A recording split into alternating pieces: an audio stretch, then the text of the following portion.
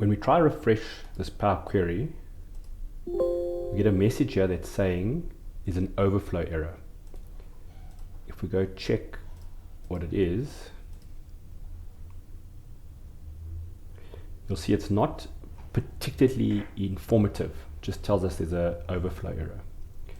So one of the common reasons we're finding that is you'll see how I've made it very easy to spot, but there are some formatting as dates in our data. And you'll see these dates are actually fine, but any number bigger than 2.958465 million, which equates to the date 31st of December 9999, which is the biggest date Excel can handle, will cause Power Query to misunderstand.